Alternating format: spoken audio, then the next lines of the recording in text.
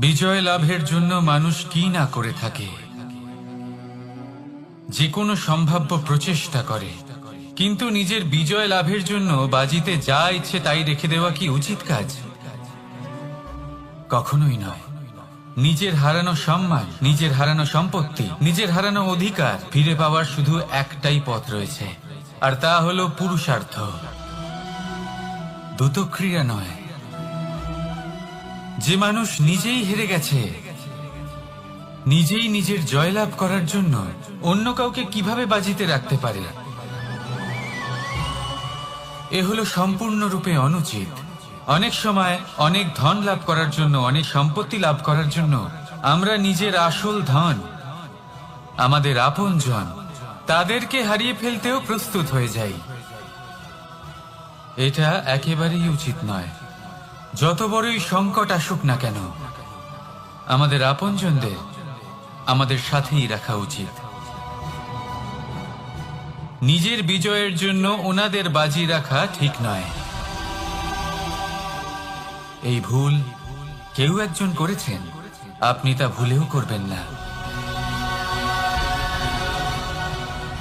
রাধা রাধা। নারী জন্মসূত্রে কারোর কন্যা, ধর্মসূত্রে কারোর পত্নী, আর কর্মসূত্রে কারোর মা। আমাদের মনে এই ছবি আঁকা রয়েছে একজন নারীকে নিয়ে, তাই না? একটা অতুলনীয় ভূমিকা রয়েছে নারীদের আমাদের জীবনে, আর নারী ছাড়া আমরা কিছুই নই। কিন্তু অধিকার, সেখানে আমরা একটা ভুল করে বসি। যখন নারী একজন কন্যা থাকে, যখন সে জন্ম নেয়, তখন তার উপর অধিকার থাকে তার পিতা। আর তারপর যখন বিয়ে হয়ে যায়, তখন তার অস্তিত্বের উপর অধিকার থাকে তার স্বামী। আর যখন তিনি মা হন, তখন নিজেই তিনি জীবনের সমস্ত অধিকার দিয়ে দেন তার সন্তানকে। কিন্তু আমরা কি কখনো এটা ভেবেছি এই জীবন হলো তার নিজের? যে নারী সবার কল্যাণ করছেন, তার জীবনের অধিকারও তার কাছেই থাকা উচিত, তাই না? তার নিজের জীবনের সিদ্ধান্ত সে নিজেই নিতে পারেন, নিজেই নিজের ভাগ্যের রচয়িতা হতে পারেন। আর এর জন্য আমাদের নিজেদের পাল্টাতে হবে, দৃষ্টিভঙ্গি পাল্টাতে হবে। কারণ এই ধারণা সেটা আজ বা কালকের ব্যাপার নয়, এটা ঘটে চলেছে বহু বছর ধরে, আর চলতেই থাকবে যদি আমরা এটা না বদলাই। আর এটা তখনই সম্ভব হবে যখন আমরা নিজেদের মধ্যে পরিবর্তন আনব। তাই আজকের পর থেকে, এই মুহূর্ত থেকে, কোনো নারীর ওপর অকারণ অধিকার স্থাপনের আগে সহস্রবার ভেবে দেখবেন। কারণ যখন নারী নিজের অধিকার কেড়ে নিতে বাধ্য হবেন, তখন শুধু এবং শুধুমাত্র বিনাশই ঘটবে। রাধা রাধা।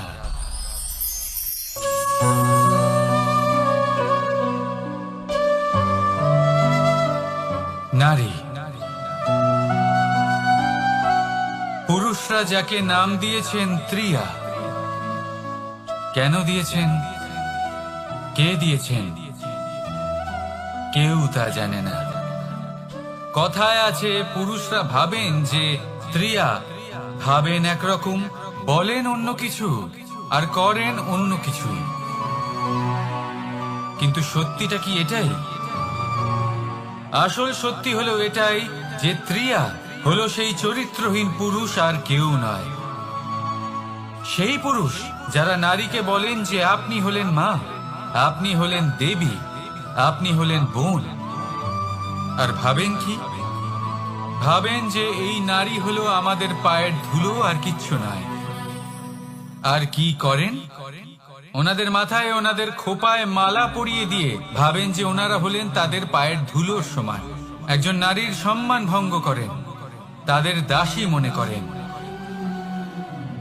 ভুলবেন না, যত্র নারীয়াস্ত পূজ্যন্তে রমন্তে তত্র দেবতা।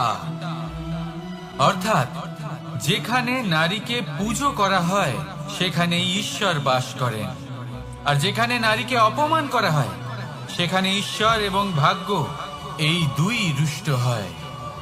মনে রাখবেন, যদি নারী কল্যাণকারী হতে পারেন, তাহলে নারী মহাচণ্ডী রূপও ধারণ করতে পারেন। যদি একজন নারী মাতা হয়ে জন্মদান করতে পারেন, তাহলে নারী মৃত্যু হয়ে বিনাশও করতে পারেন।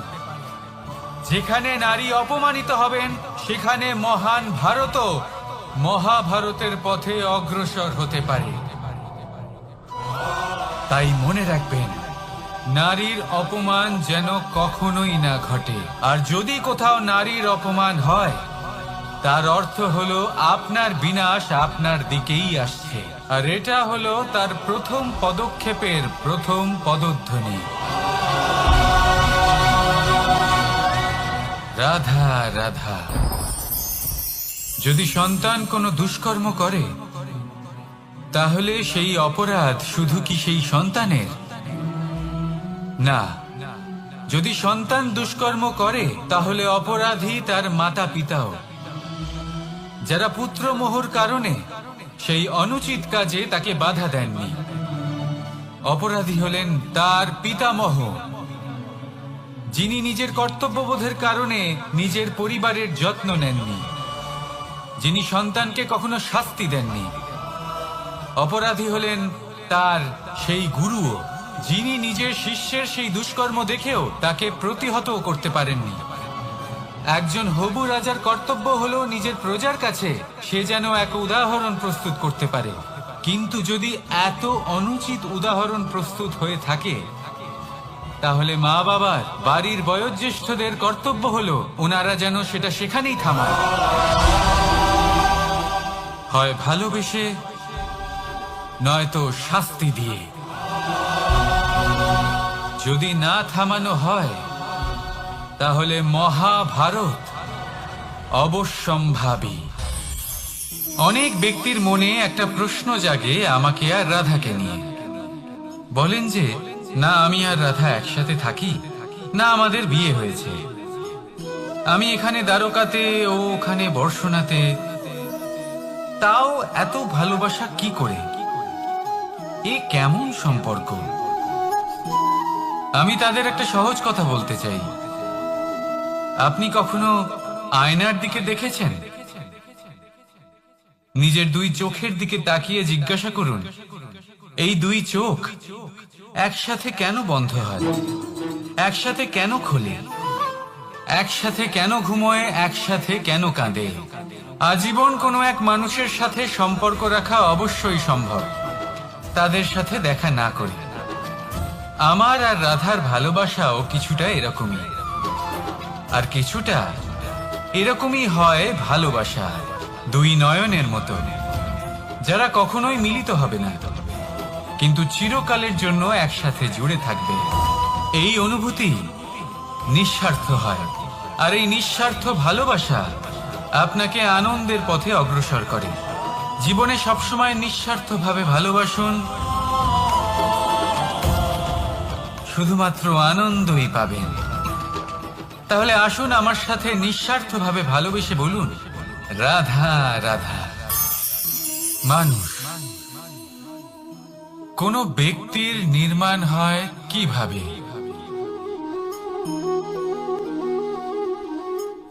কেউ বলবেন পঞ্চতত্ত্বের দ্বারা, কেউ বলবেন আত্মা, দেহ ও চেতনার দ্বারা, কেউ বলবেন ঈশ্বরের কৃপার দ্বারা, তো কেউ বলবেন এই প্রকৃতির পরীক্ষার দ্বারা। না, মানুষের নির্মাণ হয়ে থাকে বিশ্বাস দ্বারা। ব্যক্তি তখনই গড়ে ওঠেন যখন ব্যক্তিত্ব থাকে, ঠিক কিনা? আর ব্যক্তিত্ব তখনই হবে, আর সেরকমই হবে যেরকম বিশ্বাস আপনি নিজের উপরে রাখবেন। যদি আপনি মনে করেন আপনি বিষের ন্যায় হবেন, তাহলে আপনি বিষাক্তই হবেন। যদি আপনি এটা মনে করেন যে আপনি অমৃতের ন্যায় হবেন, তাহলে আপনি অমরই হয়ে যাবেন। যদি আপনি নিজের উপরে বিশ্বাস রাখেন যে আপনি সংসারের সব থেকে উঁচু পর্বতের শিখরে পৌঁছতে পারবেন, তাহলে আপনি অবশ্যই পৌঁছবেন। যদি আপনার এরকম মনে হয় যে আপনি এরকম কখনো করতে পারবেন না, তাহলে এরকম কখনোই হবে না। ভেবে দেখবেন, বিশ্বাসের মধ্যেই বিশ্ব বাস করে থাকে। তো আপনার অস্তিত্ব কেন করবে না? যেমন বিশ্বাস আপনি নিজের উপরে রাখবেন, তেমনই আপনি হয়ে উঠবেন। সেই জন্য নিজের উপরে বিশ্বাস রাখুন। আর হ্যাঁ, ভালোবেসে বলুন রাধা রাধা। শত্রুতা। একজন মানুষ অন্য মানুষের সাথে শত্রুতা করে বসেন। দুজন ঘনিষ্ঠ বন্ধু, এমনও এক সময় আসতে পারে যখন এনারা একে অপরের শত্রু হয়ে ওঠেন। এর অনেকগুলো কারণ হতে পারে, কিন্তু মূল কারণ হলো আলোচনা। আগে হ্যাঁ, আপনি যদি কারোর বিষয়ে আলোচনা করেন তাহলে সে আপনার শত্রু হয়ে যেতে পারে। এবার মনে একটা প্রশ্ন আসতে পারে যে এটা কিভাবে সম্ভব হতে পারে? আলোচনা, এটা তো অত্যন্ত জরুরি। যদি আমি নিজের বন্ধুর খারাপ কাজের বিষয়ে আলোচনাই না করি তাহলে সে শুধরবে কি করে? এ কথা সত্যি যে আলোচনা আবশ্যক, কিন্তু তার থেকেও বেশি গুরুত্বপূর্ণ এবং আবশ্যক হলো আপনার এই সিদ্ধান্ত। সিদ্ধান্ত এটাই যে আপনার এই আলোচনা কোন স্থানে করবেন। যদি এটা সবার সামনে করবেন ভাবেন, তাহলে তা অপমানও হয়ে যেতে পারে। যদি এটা আলাদাভাবে করেন তাহলে তা পরামর্শ হয়ে যায়। অপমান কেউ স্বীকার করতে পারেন না, কিন্তু পরামর্শ সকলের ভালো লাগে। তাহলে যদি আপন কারোর জন্য ভালো কিছু চান, কাউকে শুধরে দিতে চান, আর আপনার মনে হয় আলোচনা আবশ্যক, তাহলে সর্বপ্রথম সময়, পরিস্থিতি আর স্থানের কথা মনে রাখবেন। নয়তো এই আলোচনা আপনাকে খুব ভোগাতে পারে। তাহলে আসুন আমার সাথে ভালোবেসে বলুন রাধা রাধা। আপনার জীবনেও কি সমস্যা রয়েছে? অবশ্যই থাকবে। প্রত্যেকের জীবনেই সমস্যা থাকে। প্রত্যেক মানুষ জিজ্ঞাসাও করেন যে এই সমস্যা আসলে কি আর কেন আসে জীবনে। আপনাকে একটা কথা বলে দিই যে সমস্যা আসলে সেটা নয় যা আপনার পথে বাধা সৃষ্টি করে, বরং সমস্যা হলো সেটাই যেটা আপনি তখন দেখতে পান যখন আপনার একাগ্রতা আপনার পথ থেকে, আপনার লক্ষ্য থেকে সরে যেতে থাকে। আর এই সমস্যাগুলি দূর করার জন্য, এর সমাধান করার জন্য একটাই পথ আছে।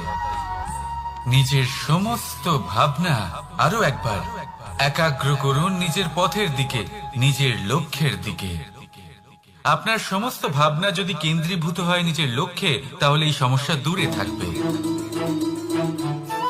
যদি এরকম না হয়, যদি আপনার মন একটু অন্যদিকে চলে যায়, তাহলে এই সমস্ত সমস্যা আবার সামনে চলে আসে আর বাড়তেও থাকে। দেখুন, যেখানে আপনার লক্ষ্য রয়েছে, বান যদি সেখানেই চালাতে হয়, তাহলে দৃষ্টি তো সেদিকেই রাখতে হবে। তবেই তো আপনি সেই লক্ষ্য ভেদ করতে পারবেন।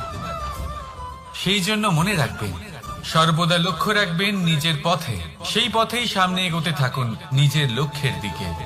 আপনি যত সামনে এগোতে থাকবেন এই সমস্যা তত পিছিয়ে যাবে। তাহলে আসুন আমার সাথে ভালোবেসে বলুন রাধা রাধা। এই পাখিরা সত্যি খুব সুন্দর, আমার খুব ভালো লাগে। আপনি নিশ্চয়ই শুনে থাকবেন যে কিছু পাখির কাছে ডানা অবশ্যই থাকে, কিন্তু উড়তে পারে না। তারা চায় উঁচু আকাশে উড়ে বেড়াতে এবং মেঘেদের সাথে কথা বলতে, করতেই পারে না। এবার এই সংসারেও পাওয়া যায় ঘুড়িও। এদের মধ্যে না জীবন আছে, না প্রাণ আছে, আর না আছে ডানা, কিন্তু এরা আকাশের সাথে কথা বলে, হাওয়ার বেগের সাথে কথা বলে, আনন্দ করে, উৎফুল্ল হয়ে ওঠে। আকাশে জীবনের কিছু মুহূর্ত কাটায়। তার কারণ কি হতে পারে? কারণ হলো সুতো। এই সুতো যদি সঠিক হাতে থাকে, তাহলে এই কাগজের তৈরি ঘুড়িও আকাশের উচ্চতায় উড়ে বেড়াতে পারে। এবার এই সুতো আসলে কি? এই সুতো হলো আসলে ভালোবাসা, এই সুতো হলো আসলে বিশ্বাসের। আর এটা আপনি দিয়ে থাকেন তাদের হাতে যাদের আপনি বিশ্বাস করেন, যাদের আপনি নিজের সর্বস্ব দিয়ে দেন। ভেবে দেখুন, এই ভালোবাসা আর বিশ্বাসের সুতো আপনি যদি সঠিক মানুষের হাতে দিয়ে দেন, তাহলে আপনি অনেক উচ্চতায় উঠতে পারবেন, আকাশের উচ্চতায় উড়ে বেড়াতে পারবেন, মেঘের সাথে কথা বলতে পারবেন, পাখিদের মতো উঠতে পারবেন, যা ইচ্ছে তাই করতে পারবেন। শুধু এই মানুষ সঠিক হতে হবে, এমন একজন মানুষ যার মনে আপনার জন্য ভালোবাসা রয়েছে, এমন এক মানুষ যার মনে কোনো স্বার্থ নেই, যিনি পরোপকারী, এমন একজন ব্যক্তি যিনি আপনার অস্তিত্বকে বাইরে নিয়ে আসতে পারবেন, তাকে উজ্জ্বল করে তুলবেন। তাহলে ভালোবাসুন, আনন্দ করতে থাকুন, আর এই আনন্দ সহকারে বলুন, রাধা রাধা। আমরা সকলে এমন ব্যক্তির সাথে থাকতে চাই যারা খুব মিষ্টি কথা বলেন, যাদের ব্যবহার আমাদের ভালো লাগে, যারা দেখতে সুন্দর হন, যাদের আমরা পছন্দ করি। আর সব সময় এমন ব্যক্তির থেকে দূরে থাকতে চেষ্টা করি যাদেরকে আমরা পছন্দ করি না, যাদের কথা আমাদের খারাপ লাগে, যাদের কথা একটু কঠোর হয়। আমরা সব সময় চেষ্টা করি এদের থেকে দূরে থাকার, ঠিক কিনা? কিন্তু যদি বাস্তবটা দেখি, তাহলে এই কঠোরতা জীবনে শান্তির প্রলেপ দেয়। ওষুধও একটু কড়াই হয়, কিন্তু এ কি করে? আমাদের সুস্থ করে তোলে। ঠিক সেইভাবেই ভালোবাসার এই অধ্যায় একটু কঠিন, একটু কড়াও মনে হতে পারে, কিন্তু এর ফল সবসময় আপনাদের স্বাস্থ্যের পক্ষে ভালোই হয়। সেই জন্য যদি কেউ আপনার নিন্দে করে, আপনাকে কড়া কথা শোনায়, আপনার ব্যাপারে আলোচনা করে, তার মানে এটা নয় যে সে আপনার শত্রু। হতে পারে তিনি আপনার বন্ধু হন, আপনার জন্য ভালো চান, আপনাকে শুধরে নিতে চান, আপনার মধ্যে কোনো পরিবর্তন দেখতে চান। সেই জন্য কখনো কারোর কথা শুনে বা কাউকে দেখে প্রাথমিকভাবে এই সিদ্ধান্ত নেবেন না যে তিনি আপনার শত্রু হন নাকি আপনার বন্ধু হন। এমনও শত্রু হয়ে থাকেন যে গুড়ের মতো মিষ্টি মিষ্টি কথা বলে আসলে আপনাকে বিষ পান করিয়ে দেবেন। আর এমনও বন্ধু থাকেন যারা আসলে নিমের মতো কড়া কথা বলেন, কিন্তু আপনাকে অমৃত পান করান। এদের মধ্যে পার্থক্য করতে জানতে হবে, কে আসলে শত্রু হন আবার কে আসলে মিত্র হন। এই পার্থক্য যখন আপনি করতে শিখবেন, তখন আপনি এই সংসারের সব থেকে সুখী প্রাণী হয়ে উঠবেন। এই পার্থক্য বোঝা সহজ নয়, কিন্তু অবশ্যই আবশ্যক। রাধা রাধা। অসুখ। এমন কোন মানুষ আছেন এই সংসারে যার অসুখ করে না? প্রত্যেক মানুষ কখনো না কখনো অবশ্যই অসুস্থ হয়েছে, তার এই শরীর রোগের শিকার অবশ্যই হয়েছে। এবারে দেখুন, এই রোগ আসে, আবার এই রোগ চলেও যায়, কিন্তু সেই রোগ আমাদের কষ্ট দিতে কেন সক্ষম হয়? কারণ হলো স্বচ্ছতা। যদি এই স্বচ্ছতা শরীরে না থাকে, তাহলে মানুষকে শারীরিক কষ্ট পেতেই হবে। ঠিক সেইভাবেই অত্যন্ত প্রয়োজনীয় হলো এই স্বচ্ছতা যেন মনেও থাকে। যদি এই স্বচ্ছতা মনে না থাকে, তাহলে মানুষ চারিত্রিকভাবে কষ্ট সহ্য করেন। এবারে নিবারণ কি হতে পারে? বড়ই সহজ এর উপশম।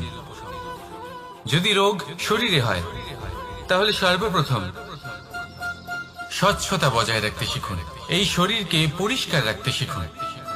বিচক্ষণতার সাথে এই রোগের সম্মুখীন হন, ভয় পাওয়ার কোনো দরকার নেই। ব্যায়াম করতে থাকুন, সব ঠিক হয়ে যাবে। সেইভাবেই যদি এই অসুখ মনে হয়, তাহলে কি করা যায়? সর্বপ্রথম তার আধারের উপরে নজর দিন। আপনার এই আধারই হলো আপনার আহার। যা আপনি আহার করবেন, সেরকমই মানুষ হয়ে উঠবেন। সেইভাবেই আপনি যেরকম ভাবেন, সেরকমই মানুষ হয়ে উঠবেন। সেই জন্য নিজের ভাবনাকে শুভ করুন, নিজের দৃষ্টিভঙ্গিকে শুভ করে তুলুন, সবকিছু সঠিক হবে।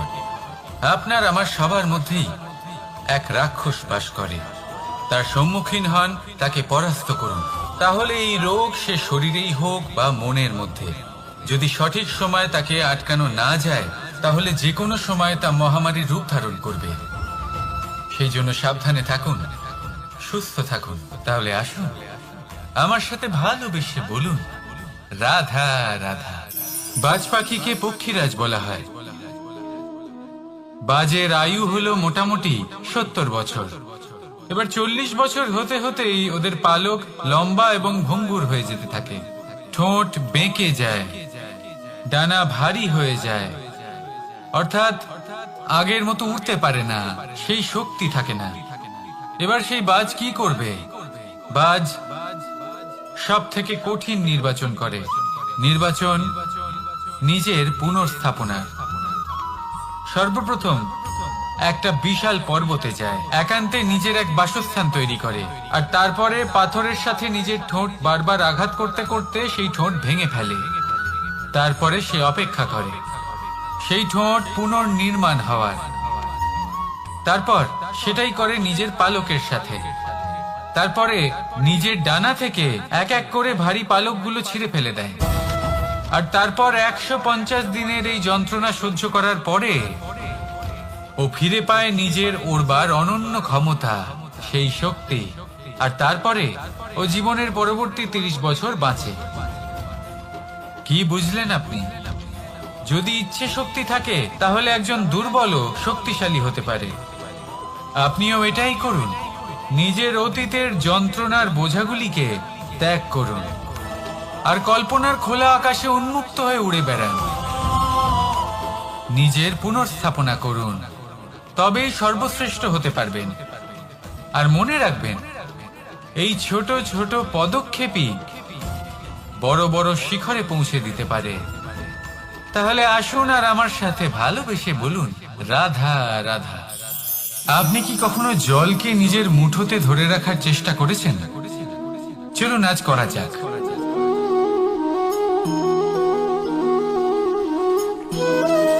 যদি আপনি নিজের মুঠো জোরে বন্ধ করেন, জল ধরে রাখতে পারবেন না। যদি আপনি তাকে এমনি বইতে দেন, তাহলে ও নিজের পথ নিজেই করে নেবে আর আপনার হাতেও থেকে যাবে। আমাদের জীবনও হলো কিছুটা এরকম, জলের মতো। নিজের পথ নিজেই করে নেয় এই জীবন। প্রত্যেক সমস্যার সমাধান নিজেই করে নেয় এই জীবন। তাই জীবনে যখন কোনো পরিস্থিতি আমাদের প্রতিকূল হয়ে থাকে, কিছুই হয়তো আমরা বুঝতে পারছি না, কিছুই যখন বসে থাকে না, তখন আমরা হতাশ হয়ে পড়ি, নিরাশ হয়ে পড়ি। আর এটাই করা উচিত নয়। শান্ত মনে দেখতে হবে যে এই জীবনে আসলে কি ঘটে চলেছে। কষ্ট সবাই ভোগ করেন। কষ্ট পেলে কেউ রেগে যান, রেগে গিয়ে পরাক্রম দেখান। এটাই তো করা উচিত নয়।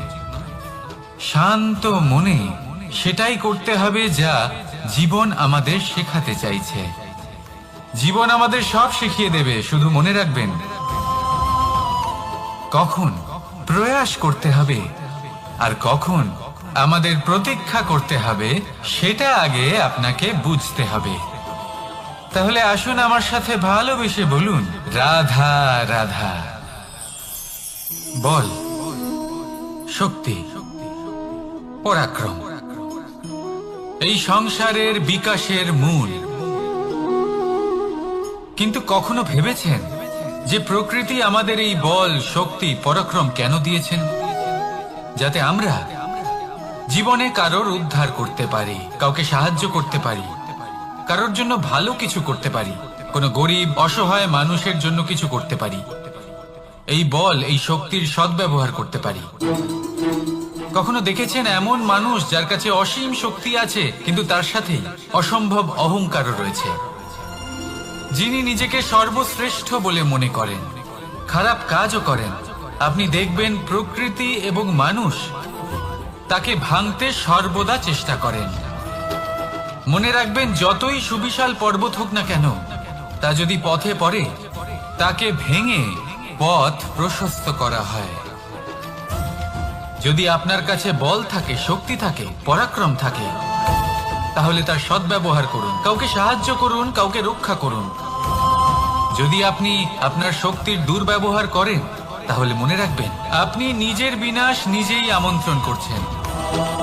এবার বল অর্জন করার পরে, শক্তি অর্জন করার পরে আপনি নিজেকে বিনাশ করতে চান নাকি এই সংসারের উদ্ধার করতে চান, সিদ্ধান্ত আপনার।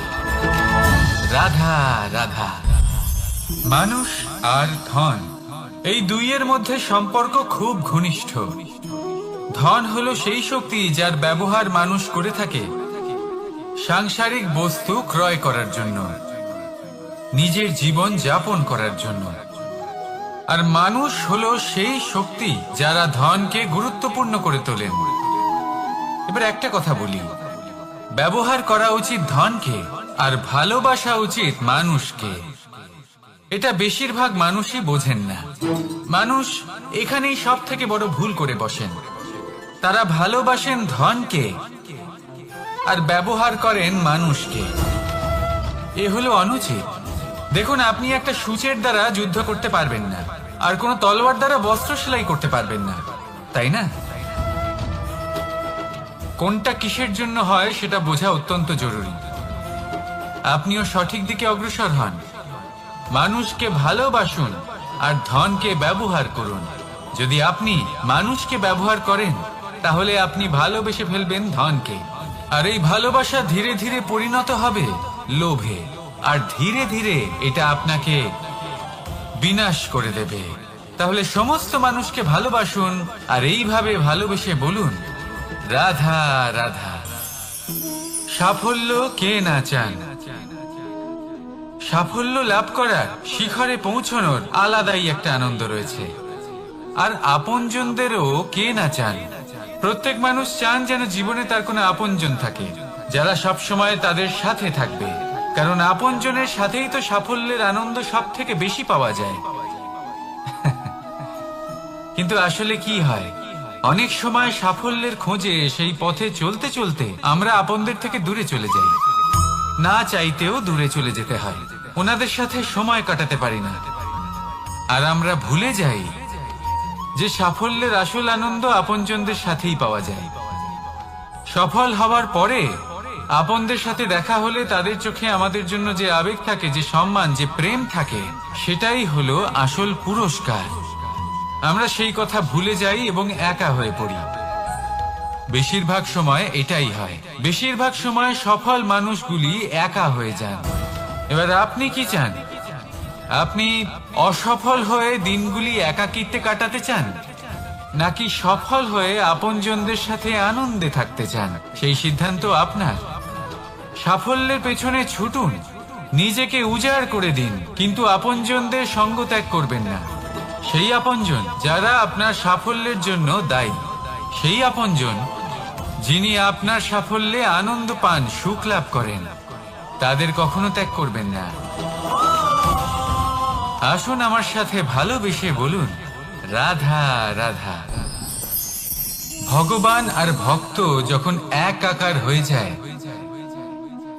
যখন ভক্ত তার ভগবানের প্রতি এবং নিজের জীবনের উদ্দেশ্যের প্রতি সম্পূর্ণরূপে সমর্পিত হয়, তখন জন্ম নেয় ভক্তি। এই সংসারের সমস্ত আশা হয়তো আপনার সঙ্গ ত্যাগ করে দিতে পারে, তখনও ভক্তি সাথে থাকবে। ভক্ত আর ভগবান যখন একাকার হয়ে যায়, তাদের মধ্যে কোনো পার্থক্য থাকে না। তারা এক হয়ে যায়, এক ব্যক্তিত্ব, এক অস্তিত্ব। সেই জন্য কখনো জীবনে যে কোনো রূপেই, যে কোনো প্রকারেই, যে কোনো ঈশ্বরকে মান্য করুন। মনের মধ্যে শ্রদ্ধা ভাব জাগ্রত করুন, মনে ভক্তি ভাব জাগ্রত করুন। এই সমগ্র সংসারে সব কিছু আপনাকে ছেড়ে চলে গেলেও তখনও এই ভক্তি শুধুমাত্র আপনার উত্থান ঘটাবে। তাই মনে ভক্তি জাগ্রত করুন আর আমার সাথে ভালোবেসে বলুন, রাধা রাধা। শব্দই হলো শূন্য, শব্দই হলো আরম্ভ, শব্দই হলো অন্ত, শব্দই হলো অমর, শব্দই হলো ব্রহ্ম। এই শব্দ হলো অত্যন্ত বিশেষ। কেউ কাঁদলে তাকে হাসিয়ে তোলে, কেউ হাসলে তাকে কাঁদিয়ে দেয়। কারোর মনে উদ্দীপনা জাগিয়ে তুলতে পারে, আবার কারোর মনে কাঁটা হয়ে বিঁধে থাকতে পারে। একটা অত্যন্ত গুরুত্বপূর্ণ কথা যা বোঝা অত্যন্ত আবশ্যক। আপনার মন, আপনার হৃদয় যতই শুদ্ধ হোক না কেন, যতই পবিত্র হোক না কেন, আপনার দৃষ্টিভঙ্গি যতই স্পষ্ট হোক না কেন, যদি আপনার কথা পবিত্র না হয়, যদি আপনার শব্দ শুদ্ধ না হয়, তাহলে তা আপনাকে আপনার কর্মফল ভোগ করতে বাধ্য করবেই।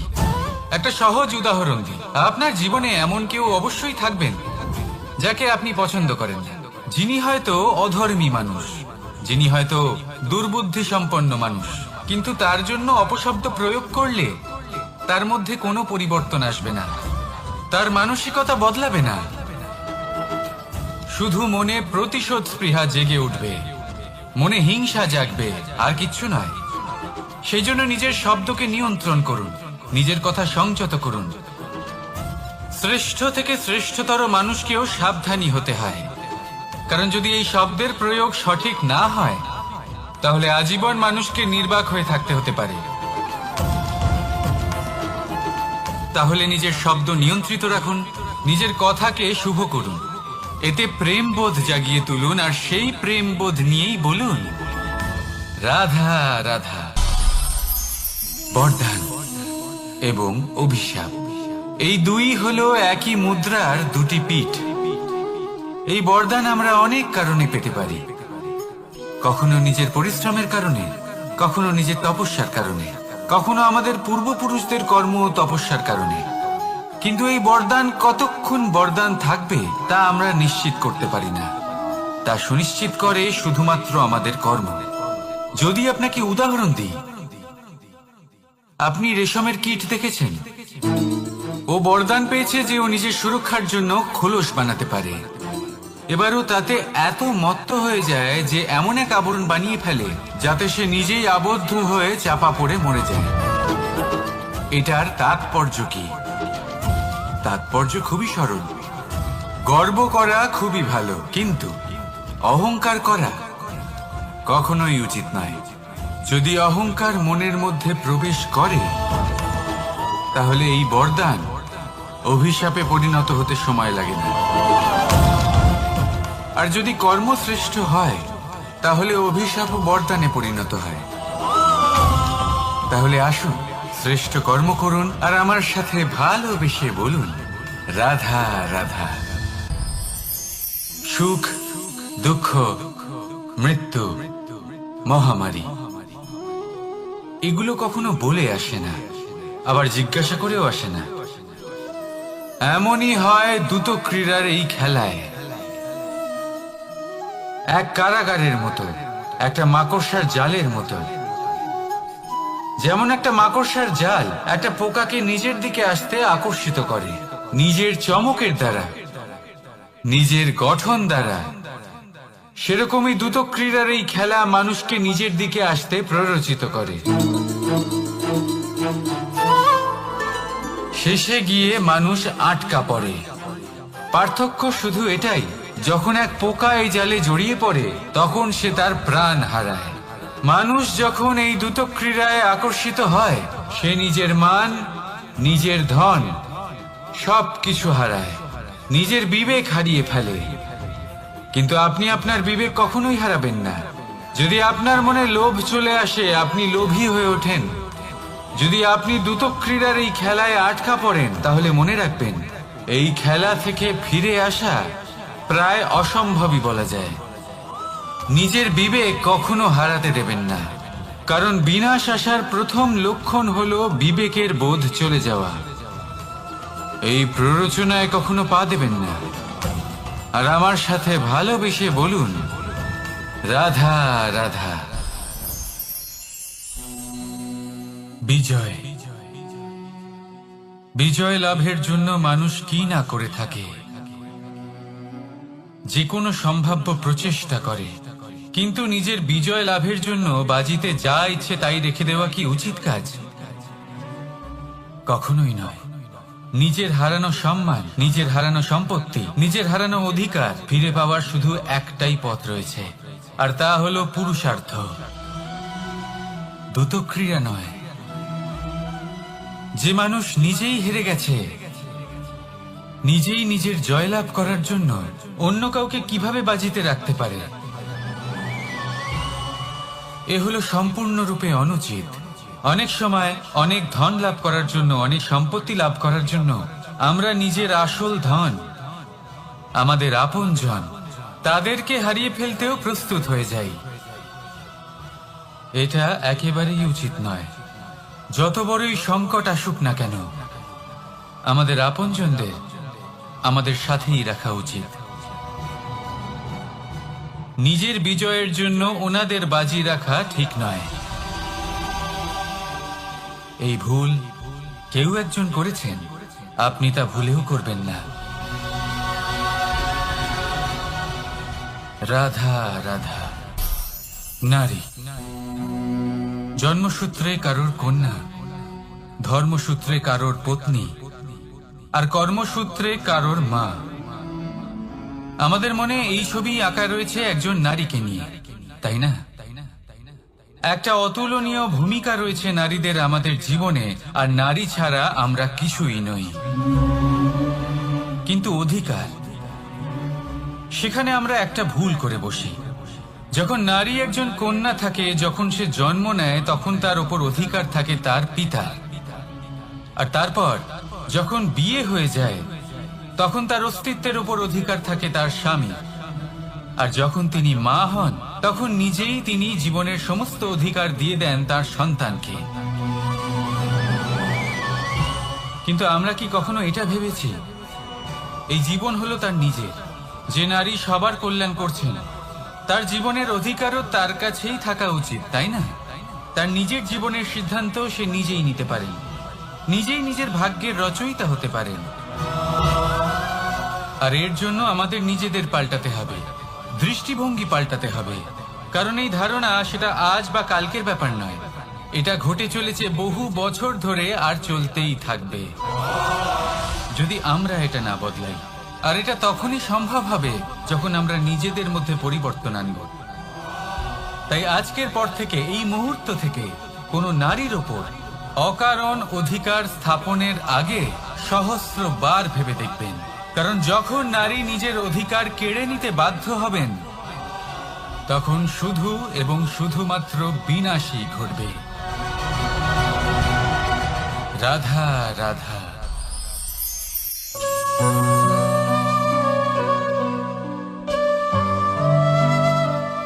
নারী, পুরুষরা যাকে নাম দিয়েছেন ত্রিয়া, কেন দিয়েছেন, কে দিয়েছেন, কেউ তা জানে না। কথায় আছে, পুরুষরা ভাবেন যে ত্রিয়া, ভাবেন একরকম, বলেন অন্য কিছু, আর করেন অন্য কিছু। কিন্তু সত্যিটা কি এটাই? আসল সত্যি হলো এটাই যে ত্রিয়া হলো সেই চরিত্রহীন পুরুষ, আর কেউ নয়। সেই পুরুষ যারা নারীকে বলেন যে আপনি হলেন মা, আপনি হলেন দেবী, আপনি হলেন বোন। আর ভাবেন কি? ভাবেন যে এই নারী হলো আমাদের পায়ের ধুলো, আর কিচ্ছু নয়। আর কি করেন? ওনাদের মাথায়, ওনাদের খোপায় মালা পরিয়ে দিয়ে ভাবেন যে ওনারা হলেন তাদের পায়ের ধুলোর সমান। একজন নারীর সম্মান ভঙ্গ করেন, তাদের দাসী মনে করেন। ভুলবেন না, যত্র নারীয়াস্ত পূজ্যন্তে রমন্তে তত্র দেবতা। অর্থাৎ যেখানে নারীকে পুজো করা হয়, সেখানে ঈশ্বর বাস করেন। আর যেখানে নারীকে অপমান করা হয়, সেখানে ঈশ্বর এবং ভাগ্য এই দুই রুষ্ট হয়। মনে রাখবেন, যদি নারী কল্যাণকারী হতে পারেন, তাহলে নারী মহাচণ্ডী রূপও ধারণ করতে পারেন। যদি একজন নারী মাতা হয়ে জন্মদান করতে পারেন, তাহলে নারী মৃত্যু হয়ে বিনাশও করতে পারেন। যেখানে নারী অপমানিত হবেন, সেখানে মহান ভারতও মহাভারতের পথে অগ্রসর হতে পারে। তাই মনে রাখবেন, নারীর অপমান যেন কখনোই না ঘটে। আর যদি কোথাও নারীর অপমান হয়, তার অর্থ হলো আপনার বিনাশ আপনার দিকেই আসছে। আর এটা হলো তার প্রথম পদক্ষেপের প্রথম পদধ্বনি। রাধা রাধা। নিয়তি কখনোই কারোর সাথে পক্ষপাত করে না, প্রত্যেককে জীবন দান দেয়, সমান সুযোগ প্রদান করে। এটা সেই ব্যক্তির উপরে নির্ভর করে যে সে কিভাবে তার থেকে লাভবান হয়ে উঠবে। তার নির্বাচনের উপর নির্ভর করে, তার দৃষ্টিভঙ্গির উপর নির্ভর করে যে সে কতটা ধনাত্মক বা কতটা নেতিবাচক। দুই ধরনের মানুষ হন। এমন কিছু মানুষ হন যারা প্রত্যেক পরিস্থিতি, প্রত্যেক সমস্যা এবং বিপদে সুযোগ খুঁজে বের করেন। আর কিছু এমন মানুষ রয়েছেন যারা যে কোনো সুযোগে কোথাও না কোথাও থেকে একটা সমস্যা খুঁজে বের করেন। এবার আপনি কি চান? আপনি সুযোগ চান, তাহলে সুযোগ পাবেন। আপনি সমস্যা পেতে চান, সমস্যা তো আপনি চাইলেই খুঁজে পাবেন। চয়ন আপনারই, যে আপনি কতটা ধনাত্মক থাকতে চান, কতটা নেতিবাচক থাকতে চান। ধনাত্মক থাকুন, জীবনে সব কিছু সম্ভব হবে। আসুন আর আমার সাথে ভালোবেসে বলুন রাধা রাধা। যখনই আমরা কথা বলি জলরাশির বিষয়ে, যখন আমরা তুলনা করি, তখন আমাদের খুব ভালো লাগে মিষ্টি সরোবর, পুকুর, নদী। আর আমরা অপেক্ষা করে থাকি সাগরের জন্য, সমুদ্রের জন্য। কেন করি? কারণ এই সাগর, এই সমুদ্র, এ হলো অত্যন্ত বিশাল আর ভয়ানক। এর জলও কিন্তু নোনতা, যা আমরা পান করতে পারি না। কখনো ভেবে দেখেছেন এই সমুদ্রের অন্তরে এই নোনতা জল, এই নোনতা ভাব, এটা আসে কোত্থেকে? এই যে সমুদ্র, যে প্রবাহমান নদীর থেকে যে খনিজ নির্গত হয়, তার ভান্ডার হলো এটা। সেই খনিজকে নিজের অন্তরে গ্রহণ করে, সেই নোনতা ভাব নিজের মধ্যে সমাহিত করে, আর তারপর সেই নোনতা জল বাষ্পে পরিণত হয়ে ওপরে উঠে যায়, যা মেঘ হয়ে আপনার ওপর মিষ্টি বৃষ্টি হয়ে ঝরে পড়ে। এ হলো সমুদ্রের ত্যাগ, যার জন্য আপনি মিষ্টি জল পান করতে পারছেন, সে নদী থেকেই হোক বা সরোবর থেকে। সেই জন্যই হয়তো সাগর হলো এত মহান, হয়তো সেই জন্যই রত্ন সাগরে পাওয়া যায়। তাই মনে রাখবেন, ক্ষমতা তারই হয় যে ত্যাগ করতে জানে, কোনো বিষকে নিজের মধ্যে ধারণ করে নিতে জানে। তাহলে আপনিও এটাই করুন, এতটাই শক্তিশালী হয়ে উঠুন, আর আমার সাথে ভালোবেসে বলুন রাধা রাধা। রাজ্য, শাসন, সাম্রাজ্য, সংস্থাপনা, এগুলিকে সফল কখন বলা যেতে পারে? কোনো বুদ্ধিজীবী বলেন তখন যখন চারিদিকে শান্তি থাকে, কারোর মনে কোনো প্রশ্ন থাকবে না, শঙ্কা থাকবে না। কিন্তু আমার মনে হয় এটা অনুচিত।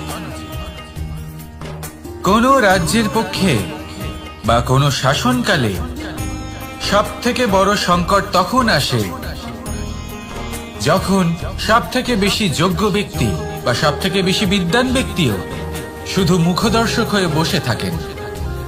মনে প্রশ্ন আসতে থাকে কিন্তু জিজ্ঞেস করেন না, শঙ্কা উৎপন্ন হয় কিন্তু ব্যক্ত করতে পারেন না। এটা খুবই অনুচিত। এই যে প্রশ্ন, তা আসা খুব ভালো। এই প্রশ্ন অকারণে আসে না, কোনো সমস্যার কারণেই আসে। এই প্রশ্নের দ্বারা আপনি সেই সমস্যাগুলি দেখতে পাবেন যাতে আপনি এতদিন অনভিজ্ঞ ছিলেন।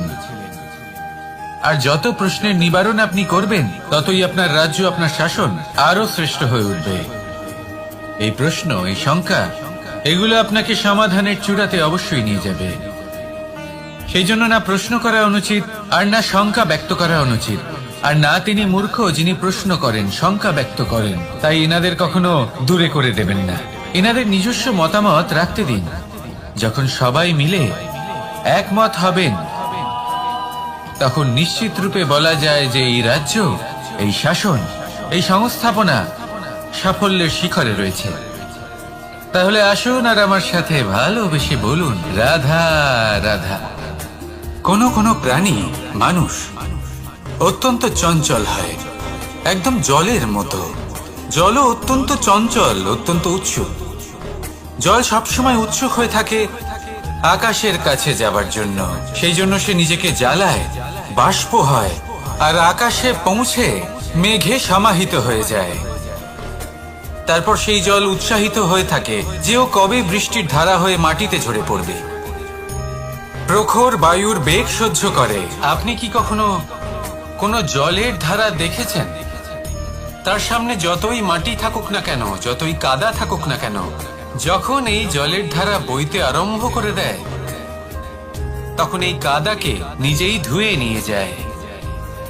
ওই কাদাকে ধুয়ে দেয় এবং নিজের পথ নিজেই তৈরি করে নেয়। তাহলে আপনিও এরকম জলের মতো হয়ে উঠুন। যদি হয়ে উঠতে পারেন, তাহলে নিজের মনে, নিজের ভাবনার, নিজের জীবনের যত অনাবশ্যক তত্ত্ব আছে, অনুপযোগী অংশ রয়েছে, অর্থাৎ অপরিষ্কার অংশ রয়েছে, তা নিজে থেকেই নির্মল হয়ে উঠবে। আর যেরকম জলের ধারা কখনো থেমে থাকে না, সব সময় বয়ে চলে, সেইভাবে আপনিও কখনোই থামবেন না।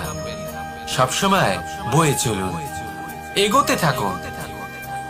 পথে যদি অনেক বিপদ আসে, সমস্যা আসে, থামবেন না, তার উপর নিরন্তর প্রহার করুন, নিরন্তর প্রয়াস করুন আর অগ্রসর হন।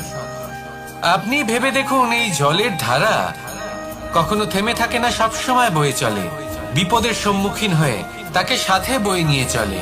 সেই জন্য জলের ধারা, প্রবাহমান এই ধারা, এর থেকে কখনো দুর্গন্ধ আসে না, এতে কখনো ময়লা জমতে পারে না, বরং পালিত হয় সুন্দর প্রাণবন্ত জীবজন্তু, যেমন সুন্দর ছোট মাছ।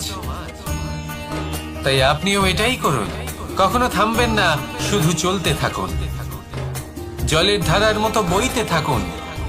আপনি আপনার লক্ষ্য অবশ্যই খুঁজে পাবেন, আর তার সাথে নিজের অন্তরের যে মালিন্য রয়েছে, তা আপনি নিজেই নিজের থেকে দূরে করে দেবেন।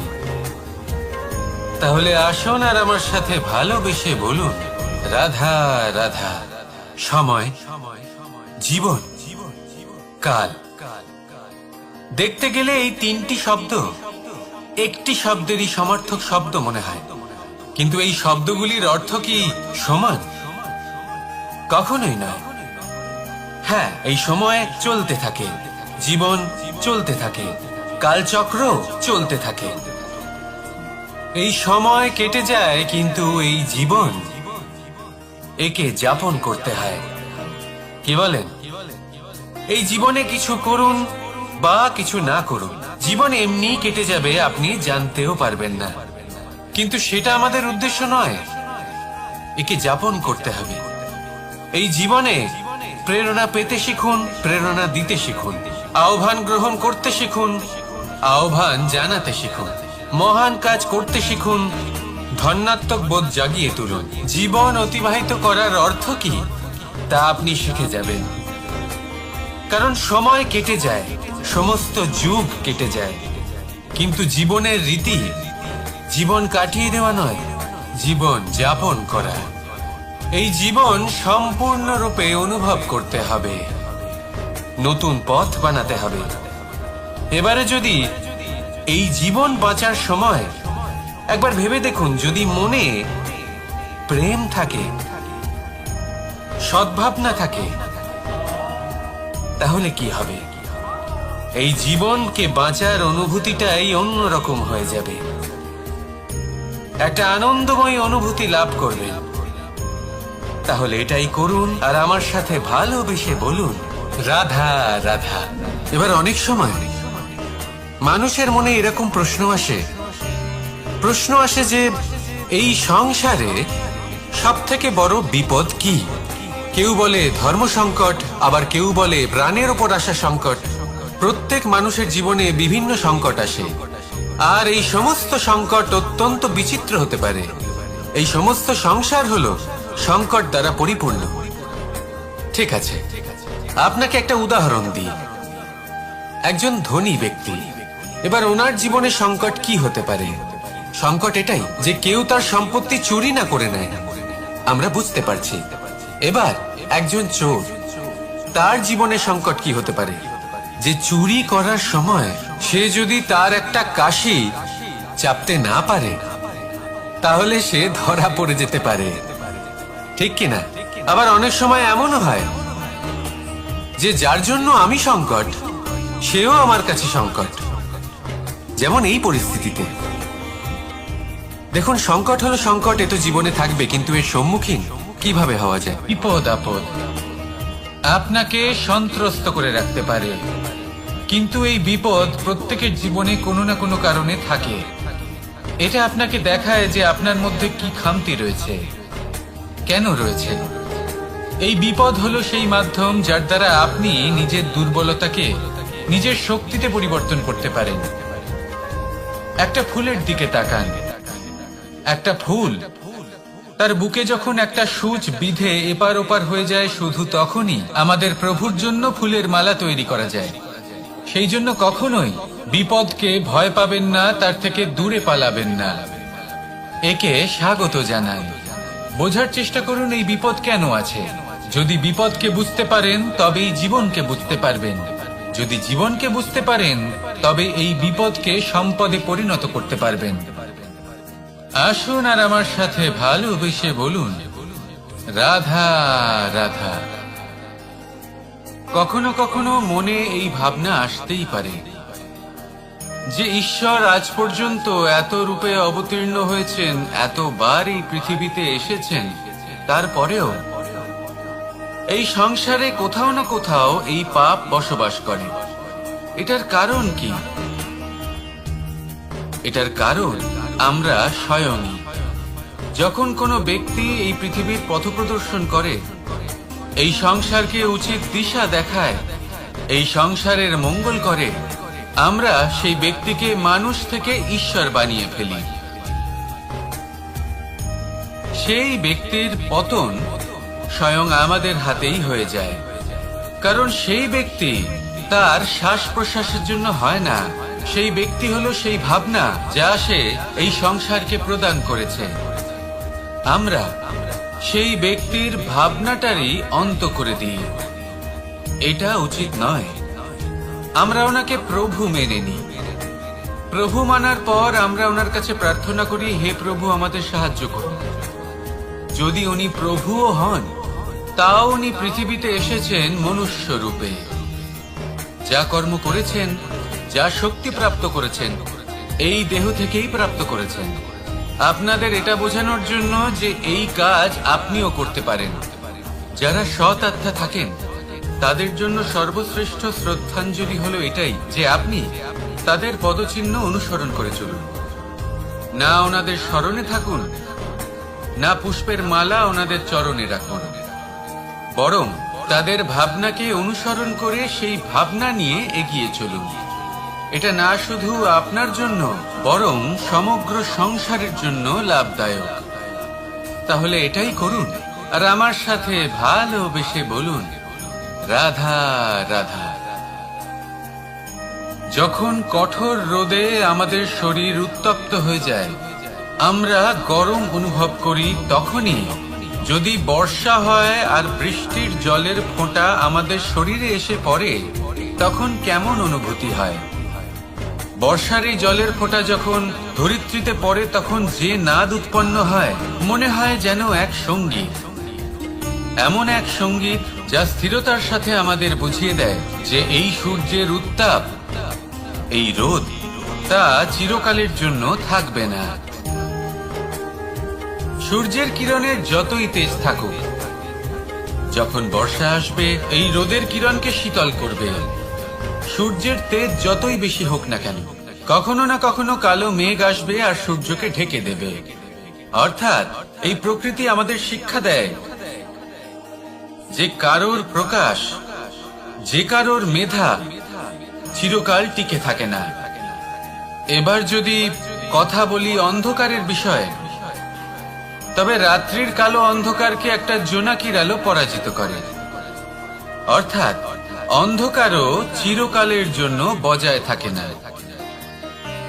এটা কি আমরা বুঝলাম? তবে আপনাদের দুটো সহজ প্রশ্ন করব। জীবনে যখন কিছুই আপনাদের সাথে চিরকাল থাকবে না, তাহলে অহংকার কি নিয়ে? আর জীবনে যদি প্রত্যেক দুঃখ, বিপদ, সমস্যা একটা সময় পর আপনাকে ছেড়ে চলে যায়, তাহলে পরাজয় মানবেন কেন? এই দুশ্চিন্তা ত্যাগ করুন, এই অহংকার ত্যাগ করুন, আসক্তি ত্যাগ করুন। আপনি কি কখনো কোনো জলের ধারা দেখেছেন? তার সামনে যতই মাটি থাকুক না কেন, যতই কাদা থাকুক না কেন, যখন এই জলের ধারা বইতে আরম্ভ করে দেয় তখন এই কাদাকে নিজেই ধুয়ে নিয়ে যায়। ওই কাদাকে ধুয়ে দেয় এবং নিজের পথ নিজেই তৈরি করে নেয়। তাহলে আপনিও এরকম জলের মতো হয়ে উঠুন। যদি হয়ে উঠতে পারেন তাহলে নিজের মনে, নিজের ভাবনার, নিজের জীবনের যত অনাবশ্যক তত্ত্ব আছে, অনুপযোগী অংশ রয়েছে, অর্থাৎ অপরিষ্কার অংশ রয়েছে, তা নিজে থেকেই নির্মল হয়ে উঠবে। আর যেরকম জলের ধারা কখনো থেমে থাকে না, সব সময় বয়ে চলে, সেইভাবে আপনিও কখনোই থামবেন না। সব সময় বয়ে চলুন, এগোতে থাকুন। পথে যদি অনেক বিপদ আসে, সমস্যা আসে, থামবেন না, তার উপর নিরন্তর প্রহার করুন, নিরন্তর প্রয়াস করুন আর অগ্রসর হন। আপনি ভেবে দেখুন, এই জলের ধারা কখনো থেমে থাকে না, সবসময় বয়ে চলে, বিপদের সম্মুখীন হয়ে তাকে সাথে বয়ে নিয়ে চলে। সেই জন্য জলের ধারা, প্রবাহমান এই ধারা, এর থেকে কখনো দুর্গন্ধ আসে না, এতে কখনো ময়লা জমতে পারে না, বরং পালিত হয় সুন্দর প্রাণবন্ত জীবজন্তু, যেমন সুন্দর ছোট মাছ। তাই আপনিও এটাই করুন, কখনো থামবেন না, শুধু চলতে থাকুন, জলের ধারার মতো বইতে থাকুন। আপনি আপনার লক্ষ্য অবশ্যই খুঁজে পাবেন, আর তার সাথে নিজের অন্তরের যে মালিন্য রয়েছে তা আপনি নিজেই নিজের থেকে দূরে করে দেবেন। তাহলে আসুন আর আমার সাথে ভালোবেসে বলুন, রাধা রাধা। সময়, জীবন, কাল। দেখতে গেলে এই তিনটি শব্দ একটি শব্দেরই সমার্থক শব্দ মনে হয়, কিন্তু এই শব্দগুলির অর্থ কি সমান? কখনোই নয়। হ্যাঁ, এই সময় চলতে থাকে, জীবন চলতে থাকে, কালচক্র চলতে থাকে। এই সময় কেটে যায়, কিন্তু এই জীবন, একে যাপন করতে হয়। কি বলেন? এই জীবনে কিছু করুন বা কিছু না করুন, জীবন এমনি কেটে যাবে, আপনি জানতেও পারবেন না। কিন্তু সেটা আমাদের উদ্দেশ্য নয়, একে যাপন করতে হবে। এই জীবনে প্রেরণা পেতে শিখুন, প্রেরণা দিতে শিখুন, আহ্বান গ্রহণ করতে শিখুন, আহ্বান জানাতে শিখুন, মহান কাজ করতে শিখুন, ধন্যাত্মক বোধ জাগিয়ে তুলুন। জীবন অতিবাহিত করার অর্থ কি তা আপনি শিখে যাবেন। কারণ সময় কেটে যায়, সমস্ত যুগ কেটে যায়, কিন্তু জীবনের রীতি জীবন কাটিয়ে দেওয়া নয়, জীবন যাপন করা। এই জীবন সম্পূর্ণরূপে অনুভব করতে হবে, নতুন পথ বানাতে হবে। এবারে যদি এই জীবন বাঁচার সময় একবার ভেবে দেখুন, যদি মনে প্রেম থাকে, সদ্ভাবনা থাকে, তাহলে কি হবে? এই জীবনকে বাঁচার অনুভূতিটাই অন্যরকম হয়ে যাবে, একটা আনন্দময় অনুভূতি লাভ করবেন। তাহলে এটাই করুন আর আমার সাথে ভালোবেসে বলুন, রাধা রাধা।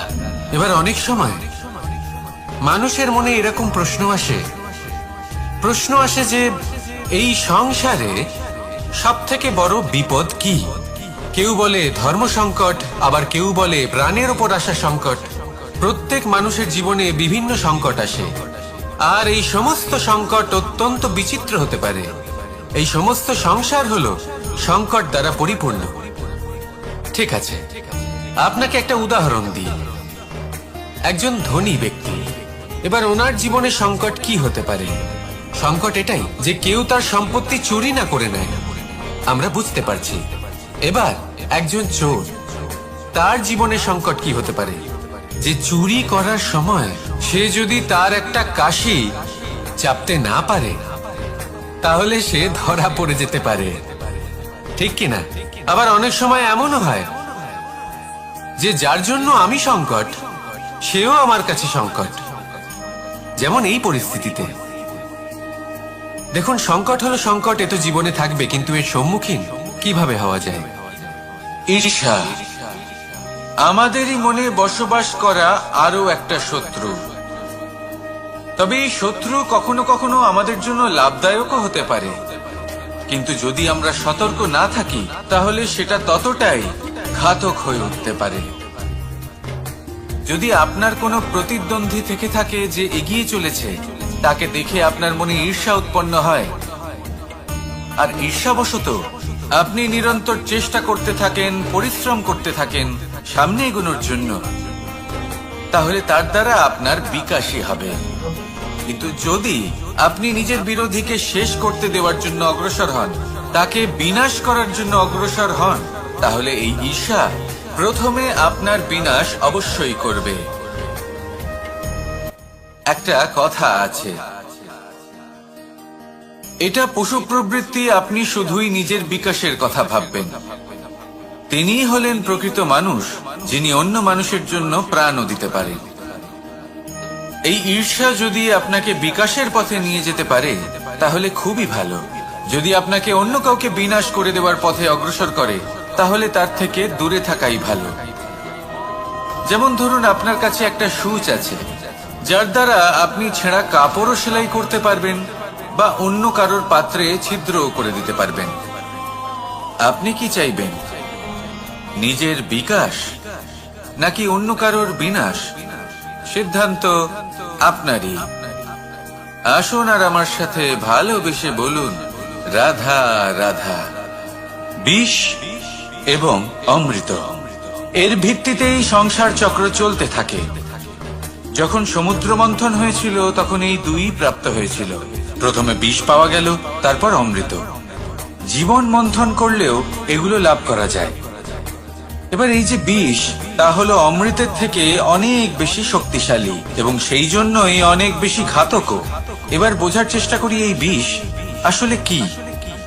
যে কোনো বস্তু বা কোনো ভাব যদি মাত্রার থেকে বেশি পরিমাণে আপনার কাছে থাকে, প্রয়োজনের থেকে বেশি আপনার কাছে থাকে, তাহলে সেটা আপনার কাছে বিষ সমান হতে পারে। তা সে ধন হোক, শক্তি হোক, সম্মান হোক, ইত্যাদি ইত্যাদি। যদি আপনার কাছে এমন কিছু থেকে থাকে যা মাত্রার থেকে বেশি পরিমাণে আপনার কাছে আছে, তাহলে তাকে ভাগ করতে শিখুন। যদি আপনি ভাগ করতে শিখে যান তাহলে এই বিষই আপনার জন্য অমৃতে পরিণত হবে, আর তাদের কাছেও অমৃত সমান হয়ে উঠবে যাদের এই সাহায্যের প্রয়োজন। তাহলে ভাগ করে নিতে শিখুন আর আমার সাথে ভালোবেসে বলুন, রাধা রাধা। মানুষ বড়ই বিচিত্র প্রাণী। অধিক থেকে অধিকতর ধন লাভ করার চেষ্টায় নিজের শরীরকে নষ্ট করে ফেলেন, নিজের শক্তি হারিয়ে ফেলেন, নিজের সামর্থ্য হারিয়ে ফেলেন। আর যে ধন লাভ করেন সেটা কোথায় যায়? সেই শক্তি, সেই সামর্থ্যকে আবার ফিরে পাওয়ার জন্য। আর কিছু মানুষ জীবন এমন ভাবে যাপন করেন যেন তা কখনোই শেষ হবে না। কিন্তু শেষ তো সবারই হবে। আর যখনই শেষটা কাছে চলে আসে তখন মানুষ এটা বুঝতে পারেন যে সে জীবনকে উপভোগ করেন। তার কারণটা কি? লালসা। এই লালসা জন্ম দেয় লোভকে, আর এই লোভ জন্ম দেয় আপনারই বিনাশকে। সেই জন্য আজ আপনার কাছে যা কিছু আছে, যেমনটা আছে, তার সাথে জীবন যাপন করুন, পূর্ণরূপে যাপন করুন। আপনার কাছে যতই ধন, শক্তি, মান থাকুক, তা সবার মধ্যে ভাগ করতে শিখুন। ভাগ করলে ভালোবাসা বাড়ে, আর এই ভালোবাসা দ্বারা জীবন আরো সুখময় হয়ে ওঠে। তাহলে আসুন আর আমার সাথে ভালোবেসে বলুন, রাধা রাধা। মন, জীবনে যখনই কোনো বস্তু বা সুখ স্বাচ্ছন্দ্য অধিক মাত্রায় আপনার কাছে চলে আসে, তখন নিজেকে শ্রেষ্ঠ মনে করার একটা প্রবণতা দেখা যায়, যা হয় আত্মবিশ্বাসে পরিণত হয়, নয়তো অহংকারে। এবার আত্মবিশ্বাস আর অহংকারের মধ্যে অনেক বড় পার্থক্য রয়েছে। আমি এটা করতে পারি, আমি ওটাও করতে পারি, এ হলো আত্মবিশ্বাস। শুধুমাত্র আমি এটা করতে পারি, শুধুমাত্র আমি ওটাও করতে পারি, আমি হলাম সর্বশ্রেষ্ঠ, এটা হলো অহংকার। এবার এই অহংকারের ধ্বনি অনেক দূর প্রবাহিত হয়, আর এর প্রহার সর্বপ্রথম আপনাকে বিপর্যস্ত করে। এবার এই অহংকার এর বিপরীত শব্দ হলো, কোনো বাড়িতে, কোনো পরিবারে যখন কারোর জন্ম হয় তখন তা কত সুখের মুহূর্ত হয়। সেই ছোট্ট সন্তান যখন কিছুটা বড় হয়, সে হাঁটার চেষ্টা করে, আর সেই প্রক্রিয়াতেও খুব বড় একটা শিক্ষা লুকিয়ে রয়েছে, ঠেলে দেওয়া। যখন আপনি হাঁটতে চান, সামনে এগোতে চান, তখন আপনি কি করেন? নিজের পায়ের তলার যে মাটি তাকে আপনি পেছনে ঠেলে দেন। ব্যাস, এই একই জিনিস তো জীবনেও শিখতে হবে। এবার যদি আপনি জ্ঞানের পথে অগ্রসর হতে চান, তাহলে অজ্ঞানতাকে পেছনে সরিয়ে দিতে হবে। যদি আপনি প্রকাশের দিকে এগোতে চান, তাহলে অন্ধকারকে পেছনে সরিয়ে দিতে হবে। যদি আপনি ভবিষ্যতে সফল হতে চান, তাহলে অতীতের যে অসফলতাগুলিকে পেছনে সরিয়ে দিতে হবে। যে জল বইতে বইতে থেমে যায় তাকে আমরা নালা বলে থাকি, তার থেকে দুর্গন্ধ বের হয়। কিন্তু যে জল বইতেই থাকে তাকেই আমরা পবিত্র জল বলি। তাহলে আপনিও কর্ম করতে থাকুন, কখনো থামবেন না। আর আমার সাথে ভালোবেসে বলুন, রাধা রাধা। যোগাসন। যোগাসনে আসন অত্যন্ত গুরুত্বপূর্ণ। এবার আমি বলবো সবথেকে শ্রেষ্ঠ আসন কোনটি। আশ্বাস। নিজেকে আশ্বস্ত করতে থাকুন যে আমি আছি, সব ঠিক হবে, যা হচ্ছে ভালোর জন্য হচ্ছে। এই আশ্বাস আপনাকে জীবনে এমন ধনাত্মক বিশ্বাস দেবে যে আপনি বড় বড় সমস্যার সমাধান করতে পারবেন। এবার যদি কথা বলি সবথেকে কঠিন সময়ের, তাহলে সেটা হলো বিচ্ছেদের। যা মা সীতাকে সহ্য করতে হয়েছে শ্রীরামের জন্য, রাধা কৃষ্ণকেও সহ্য করতে হয়েছে। যে ব্যক্তি বিচ্ছেদের সময় সঠিক পথে চলে এসেছে, সে জীবনে অনেক শ্রেষ্ঠ স্থানে অবশ্যই পৌঁছতে পারবে। এবার যদি কথা বলি সবথেকে জরুরি এবং গুরুত্বপূর্ণ সময়, তাহলে সেটা হলো সংযোগ। সকলকে সাহায্য করতে থাকুন। আপনি অন্যদের সাহায্য করে তাদের যত আনন্দ দিতে পারবেন, ততটাই আনন্দ আপনারও জীবনে অবশ্যই আসবে। আসুন আর আমার সাথে ভালোবেসে বলুন, রাধা রাধা। কামবোধ, এটাই আপনার অন্তরের প্রথম শত্রু। বেশিরভাগ মানুষই কামবোধ বলতে লালসা বোঝেন, কিন্তু এটা সম্পূর্ণ সত্য নয়। কামের আসল অর্থ হলো কামনা। এটা খুবই সহজ ব্যাপার। মনুষ্য শরীর থাকলে, মানুষের মন থাকলে এই কামনা অবশ্যই থাকবে।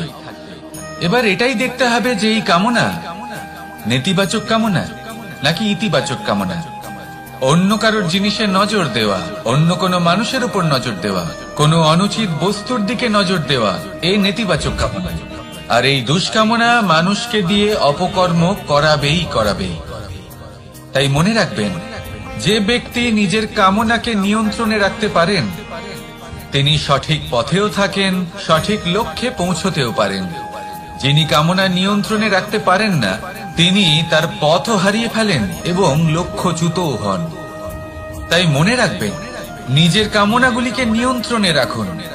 কাম নামক এই শত্রুর ওপর বিজয় লাভ করুন। আর আমার সাথে ভালোবেসে বলুন, রাধা রাধা। মানুষ কখনো কখনো সময়কে নিয়ন্ত্রণ করতে চেষ্টা করে, কখনো কখনো সময়ের গুরুত্ব বুঝতে পারে না। এটা ভাবে যে এই কিছু মুহূর্ত কেটে যাক, একে অতিবাহিত করি, তাহলে কি বা হবে, কয়েকটা মুহূর্ত মাত্র। কিন্তু তা নয়। আজকের একটা মুহূর্ত ভবিষ্যতের অনেক বড় পরিবর্তনের ভিত হতে পারে। আজকের একটা মুহূর্ত আপনার ভবিষ্যৎকে উজ্জ্বল করে তুলতে পারে। সেই জন্য ছোট ছোট মুহূর্তগুলিকে অদেখা করবেন না। সময়কে কাজে লাগান, পূর্ণরূপে কাজে লাগান। এবার যদি আপনি কাউকে সাহায্য করতে চান আর সেই কারণেই যদি থেমে থাকেন, তাহলে ঠিক আছে, কারণ আপনি কাউকে সাহায্য করে তার জীবনকে আরো ভালো করে তুলতে চাইছেন, আরো শ্রেষ্ঠ করতে চাইছেন। এই পুণ্য, এই কর্ম ফিরে আপনার কাছেই আসবে আর আপনার জীবনকে শুভ করে তুলবে। কিন্তু যদি আপনি আলস্যের কারণে থেমে থাকেন এবং কিছুই না করেন, সময় নষ্ট করেন। মানুষ চিরকাল বড় মানুষ হয়ে উঠতে চায়, সবসময় সেই নিয়ে কল্পনা করে। কিন্তু প্রশ্ন হলো এটাই যে মানুষ বড় কখন হতে পারে? যখন সে ধনী হয়ে ওঠে, নাকি যখন তার কাছে সম্মান থাকে, নাকি যখন রূপবান হয় বা অধিক শক্তিশালী হয়? মানুষ বড় মানুষ তখনই হতে পারে যখন বিপদের সময় সে অন্য কোনো মানুষের পাশে এসে দাঁড়ায়। তাই সর্বপ্রথম এটা শিখুন। হয়তো এই জন্যই হনুমান শ্রীরামের কাছে এতটা বড়, আর হয়তো এই জন্যই বলরাম দাদা আমার কাছে এত বড়। যদি আপনিও জীবনে বড় হয়ে উঠতে চান, তাহলে কারোর সাথে তার দুঃখের সময়, তার সংকটের সময় তাকে সঙ্গ দিন আর পাশে এসে দাঁড়ান। এই মন প্রসন্ন হয়ে বলবে, রাধা রাধা।